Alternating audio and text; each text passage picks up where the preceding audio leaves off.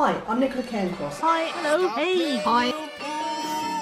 I'm going to talk to you about success.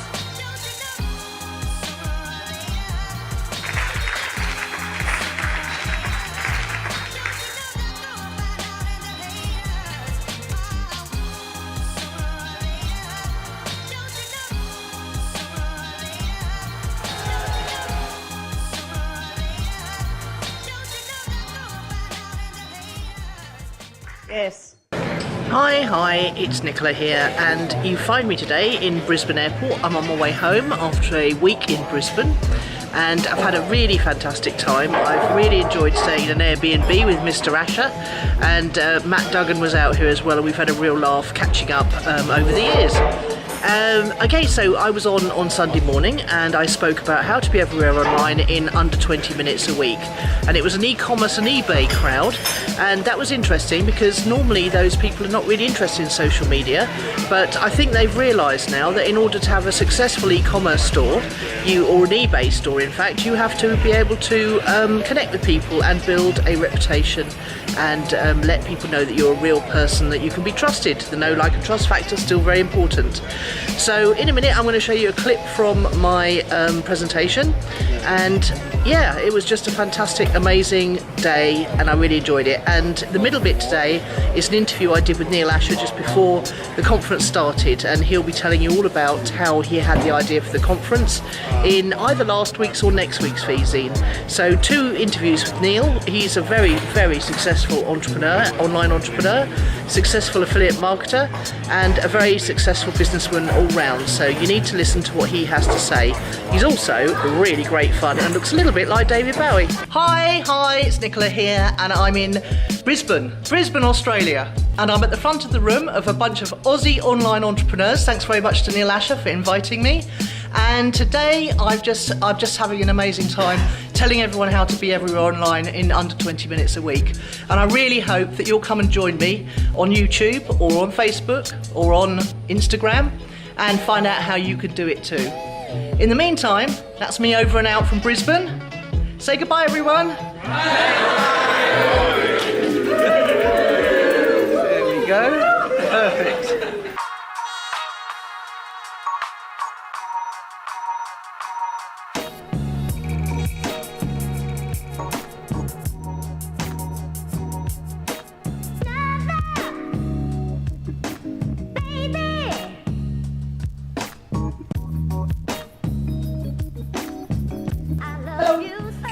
It's Nicola and Neil coming to you from Brisbane today, and I've flown across the other side of the world because I've been tempted out of retirement by my friend Neil here. Yes, I twisted her rubber arm. So what I thought we could do on the marketing tip today, or marketing business tip, is we could ask Neil some stuff, so it'll be a bit more interesting.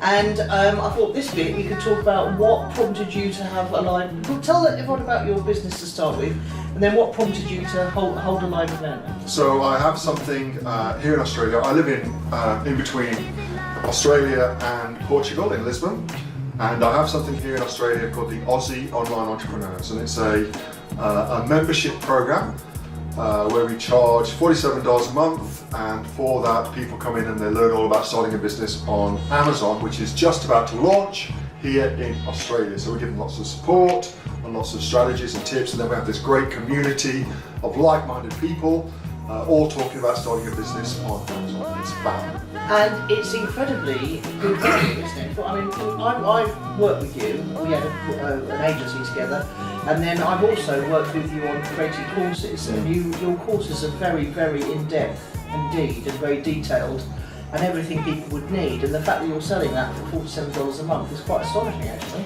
Well, it's all part and parcel of an overall strategy to change the way that I market so that I can go wide and then go deep. I guess that's the easiest way of describing it. So with a low price of entry and such great value, that gives me the opportunity to find a very big variety of different people who all want different things. And part and parcel of my own strategy with my business is that at some point down the line, I am looking for business partners. So Nicola is a wonderful case in point for that. Me and Nicola have been in business, and I'm always looking for great business partners because I know myself that I tend to work really, really well with people rather than working on my own. So I'm looking for great business partners, and I figure the best way to do that, just like if you're going out into the dating pool, is to go wide Then go deep. and then go deep. No. Now,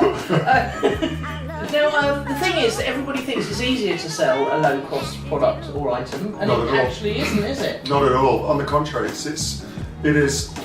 I've sold things that are $150,000, and I've sold things that are $47, and the process is exactly the same. And I mean that in all sincerity. You may be sitting there thinking, surely not. Surely there's differences. Surely there's a different sales process, different things you have to do, different steps in the communication.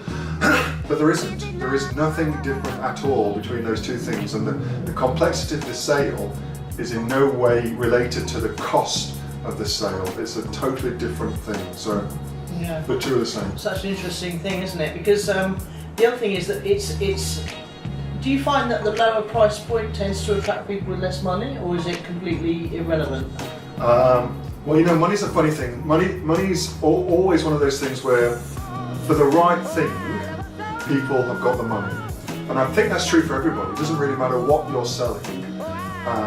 If you've got something that somebody wants, then they will find the money to buy it. You only have to look at things like what's happening in the luxury sector, for instance, where people want a little slice of luxury and they'll pay $300 for a pair of sunglasses, for instance, which you could just as easily go and buy a $25 pair of sunglasses for. And the truth is, they're both made by the same company, in all likelihood, Luxottica, who is the main sunglass supplier for all of those big designer brands.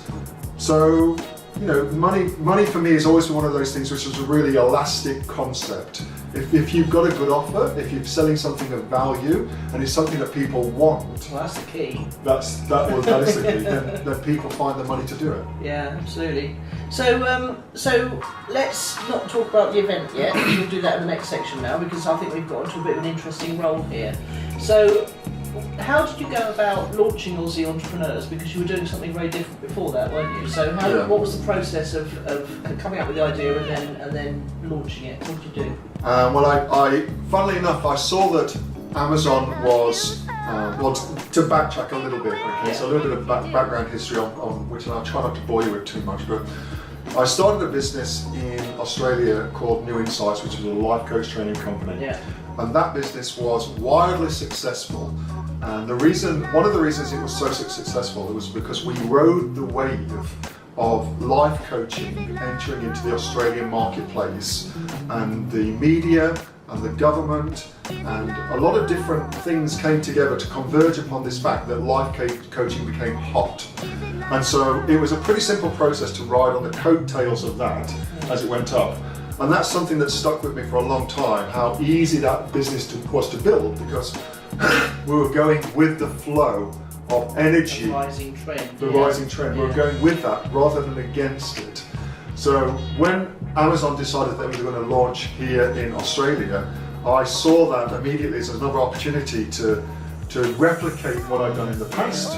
And so I looked at different ways of doing that. I've always been interested in selling physical products, something I've You've been really good at it as well. something I enjoy doing, and so I saw it as an opportunity to not only sell something that I enjoy selling, but also to do something I enjoy doing whilst riding that wave of media attention that would garner. Yeah.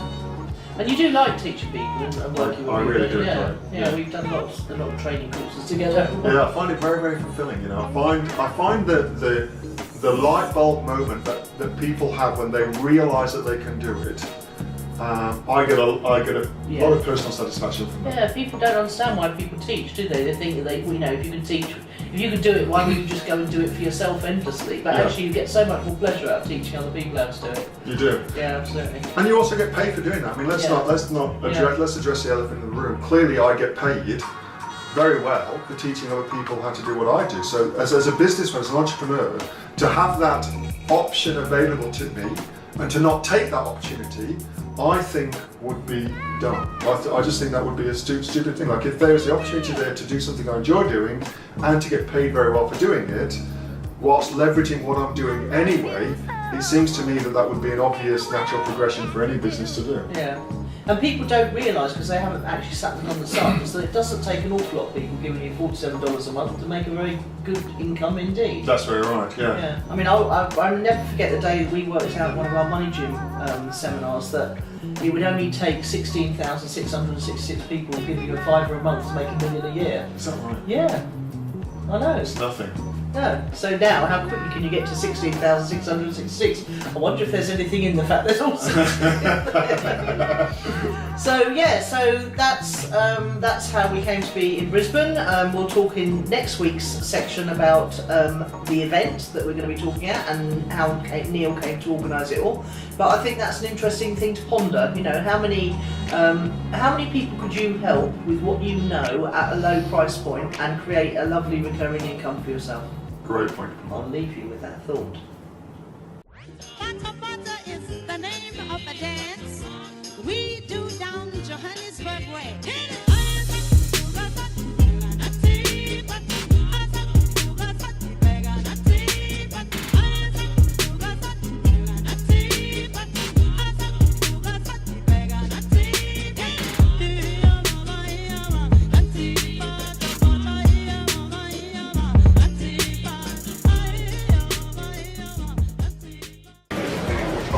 Okay, so on the blog this week and also at ownitthepodcast.com, we're talking about fear of failure and its opposite cousin, fear of success. And you'll also find on the blog at nicolacairncross.com/blog, you'll also find Neil's interview with me where he talked about why he has an entirely virtual business, which enables him to live in Lisbon at the moment, but also why he put together a live event for 110 Aussie entrepreneurs in Brisbane, how he went about choosing Brisbane and how he went about it, also how he got support for the bits he wasn't so sure of. So if you're interested in putting on a live event of your own, I would highly recommend you check that one out. nicolacairncross.com/blog or nicolacairncross.com/vzine, and I look forward to talking to you next week when hopefully I'll be over the jet lag. I've been assured it's much better going from Brisbane to London than it is going from London to Brisbane. That was a tough one, but it's been worth everything. I've got some amazing. A third of the room have converted to become my members for the Be Everywhere online course, and I'm really thrilled to be looking forward to working with them all and showing them how to leverage your social media so you don't have to actually do an awful lot of work every week, but you end up being everywhere online. So speak to you next week. Bye.